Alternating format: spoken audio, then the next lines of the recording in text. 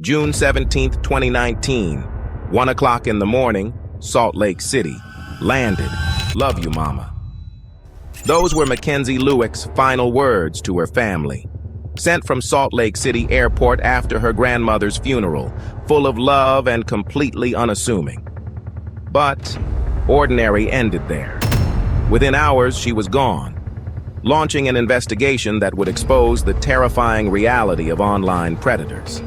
She grew up in El Segundo, the only daughter in a tight family. At the University of Utah, she balanced labs with letters, Alpha Chi Omega, and she showed up. That's who disappeared, and that human picture therefore raised urgency from the first hours of the search. She didn't go home after landing. Instead, she requested a Lyft to Hatch Park in North Salt Lake. But the choice baffled friends and family. The Lyft driver remembered her words, odd place to be dropped off. In the darkness, he saw a car waiting and a shadowy figure emerge, familiar voices, no shouting. What seemed like a planned meeting. Then he drove away. No idea he'd just witnessed the last moments of Mackenzie's life. The answer would shock everyone. Her iPhone messages turned green. No Snapchat responses, no social media posts. For someone who lived online, Mackenzie Lueck had gone completely silent. But then came the breakthrough no one expected. Former cop Rob Joseph recognized her photo from a bar weeks earlier. She'd mentioned Seeking Arrangement, the so-called sugar daddy site with 50 million users worldwide. This revelation shattered everything her family knew. Secret bank account, mysterious $300 deposits. Her profile showed activity on June 16th, mere hours before she vanished. Digital breadcrumbs led investigators to 31-year-old Ayoola Ajayi, Dell support analyst, part-time model, living suspiciously close to Hatch Park. On paper, ordinary. In reality, something far more sinister. Meanwhile, the truth was getting darker. AJ's ex-wife had fled Dallas after he threatened to have someone kidnap her and kill her.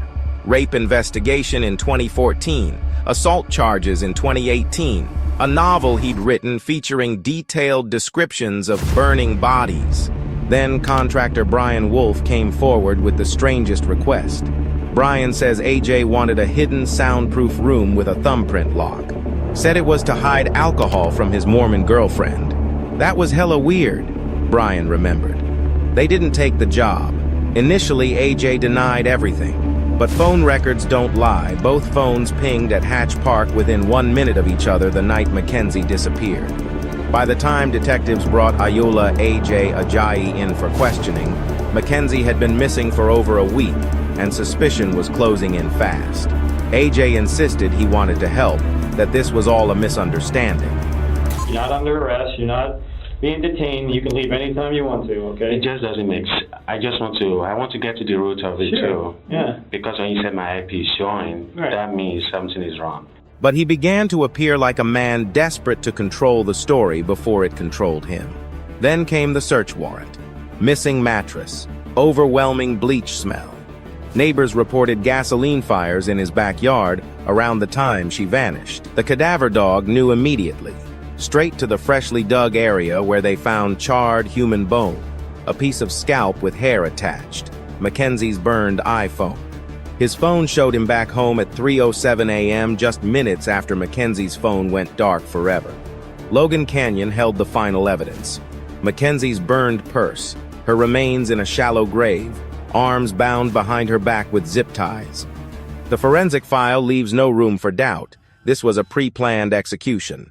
Ajayi's actions disabling the vital cameras, scheduling the fatal encounter, and setting up the cover-up were all proof of a murderous intent. On the 7th of October 2020, with Ajayi looking directly at death row, his lawyers rushed into a plea deal. The prosecutor's words captured the senseless evil. Without having met her, he already decided to murder her. He simply wanted to know what it felt like to kill. Murder for murder's sake.